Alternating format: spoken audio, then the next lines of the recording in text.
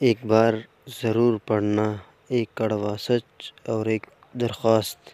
ہمارے معاشرے میں اپنے بیٹے یا بھائی کے لیے جب شادی کا رشتہ ڈھونڈا جاتا ہے تو لڑکی کی خوبصورتی، لڑکی کی شرافت، لڑکی کی کام کاج، لڑکی کی رہن سہن، لڑکی کی تعلیم، لڑکی کے خاندان، لڑکی کا جہیز، لڑکی کا جائیداد میں حصہ، لڑکی کی پیدائش سے اس کی جوانی تک کی ہسٹری جن کی گواہی شرط، لیکن لڑکے کی صرف اس کی نوکری ہونا ہی بہت ہے۔ نہ شکل و صورت عام، نہ کردار عام، نہ چال چلن عام، نہ اس کے دوست احباب عام، نہ اس کے گھر والوں سے رابطہ تعلق عام، نہ اس کے عشق معشوق عام، بس ایک نوکری اس کی 100 عیبوں پر پردہ ڈال دیتی ہے۔ اور المیہ تو یہ ہے کہ کسی کی بیٹی یا بہن کے گھر جب دیکھنے جاتے ہیں تو پہلے کھلوا بھیجتے ہیں کہ لڑکی دیکھنے آ رہی ہے۔ وہاں لڑکی کے دل پہ کیا گزرتی ہے، جو دل اور دماغ میں مرتی تڑپتی، دعائیں مانگتی، سوچتی پاگل ہوتی ہے۔ کیا ہوگا، میں پسند آؤں گی یا نہیں؟ پسند نہ آئی تو لوگ کیا کہیں گے؟ پسند آ بھی گئی تو وہ لوگ کیسے ہوں گے؟ وہ لڑکا کیسا ہوگا؟ جیسے ہزاروں سوالات۔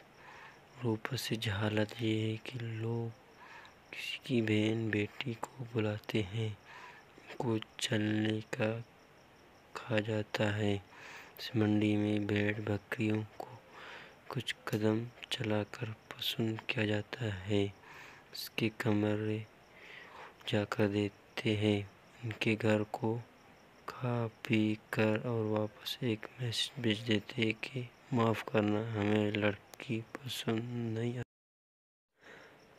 اے انسان، ایک نہیں 10 بار رشتہ نہ کرو، پھر وہاں لڑکی دیکھنے کسی بہانے سے بھی جایا جا سکتا ہے۔ جب تک پسند نہ آئے رشتے کی بات نہ کیا کرو۔ وہ لڑکی ہے، فرشتہ نہیں، پری نہیں، ایک سادہ سی انسان ہے، جس کے کچھ جذبات ہے، کچھ خواب ہے، اس کی بھی کوئی عزت نفس ہے۔ التجا ہے آپ سے خدا را، اپنے چاند سے بیٹی کے لیے پریاں ضرور ڈھونڈے، پر کسی کی بہن بیٹی کو عیب لگا کر نہیں، کسی کی آہ لے کر نہیں، کسی کی بد دعا لے کر نہیں۔